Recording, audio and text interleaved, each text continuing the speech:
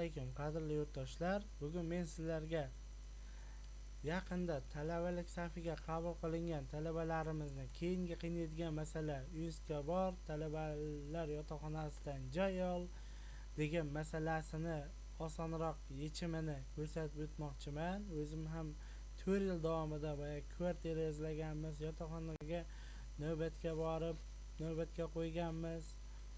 Endi hozirgi kunda bu masalalar ham osonroq yechimga ega bo'lib qoldi. Buning uchun yagona interaktiv davlat xizmatlari portali my.gov.uz saytiga kiramiz. Kirish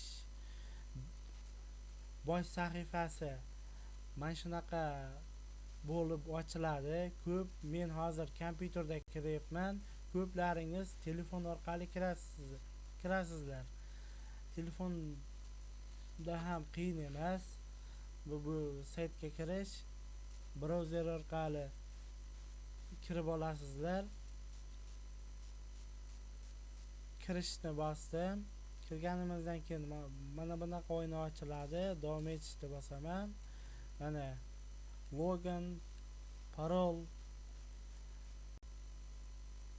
so'rayapti. Birinchi bo'limda mobil ID'da mobil ID'dan ro'yxatdan o'tgan bo'lsalaringiz, telefon raqamlaringiz bor bo'lsa, bitta SMS xabarnoma bilan kirsalaringiz bo'ladi. Keyin ключ bu elektron kalitni bu kompyuterda kirish mumkin, telefonda iloji yo'q.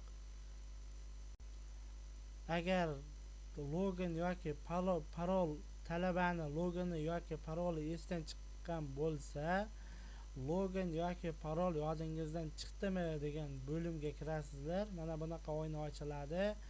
Bu yerda nima deyapti? Diqqat! Login yoki parolingizni tiklash uchun nomingizga ro'yxatga qo'yilgan telefon raqamdan foydalaning. Muvaffaqiyatli tekshiruvdan so'ng ko'rsatilgan telefon raqamga yangi login parol SMS orqali yuboriladi deyapti. Bu yerda pasportingizga olingan telefon raqam deyapti. Begonani pasportiga olingan telefon raqami bilan kirsalaringiz kirmaydi. SMS ham ketmaydi. Jishara 14 talik raqamingizni terasizlar. 14 talik raqamda ayollarda 4 bilan boshlanadi, erkaklarda 3 bilan boshlanadi. Ko'p hollarda terib SMS yuborib login parolimizni tiklab olsak bo'ladi. Men hozir elektron kalitim borligi sababli elektron kalit bilan kiraman.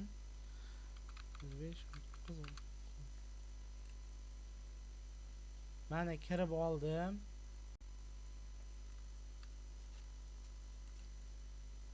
Ta'minlab beraman.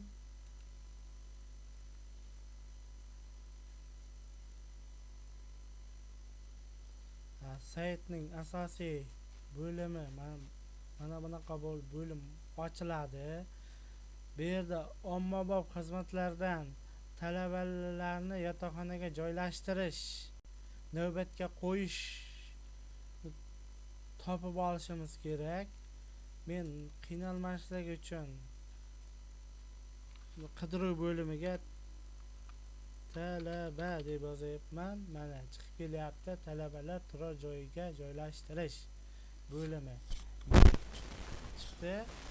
Men hozirgi kunda talaba bo'lmaganligim sababli menda bu to'liq o'yini ochilmaydi.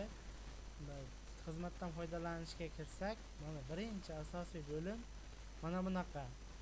O'sha talabalar safiga qabul qilingan talabani jishirisi chiqadi.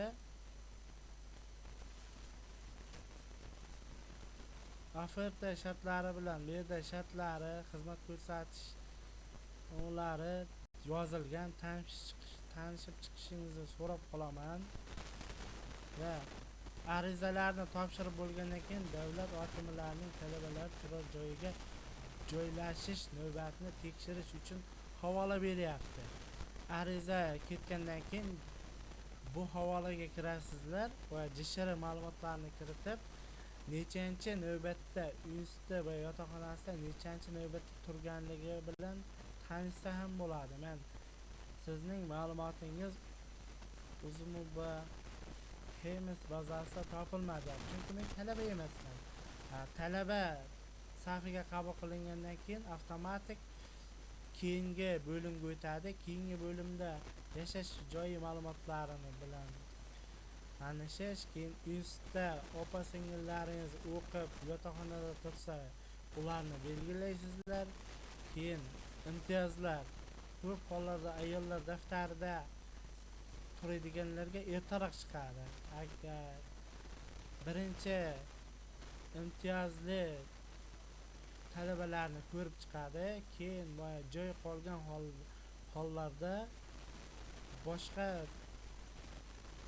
shartlarni ham ko'rib chiqadi.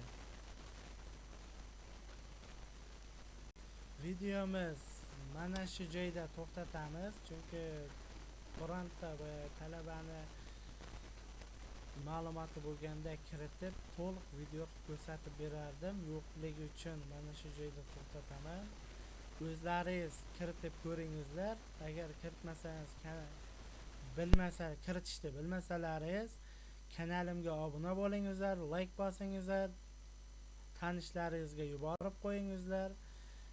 Videomiz tarqalsin. Ko'plarga yordamimiz tegganidan xursand bo'lamiz. Tushunmaganlaringiz bo'lsa kommentariyaga yozib so'rangizlar. Kiritib topshirib berish xizmatlarimiz ham bor. Uni opisaniyada qoldiraman. Ma'lumotlarimda, telefon raqamlarimda, Telegram manzillarimni so'rasalaringiz xizmat ko'rsatamiz.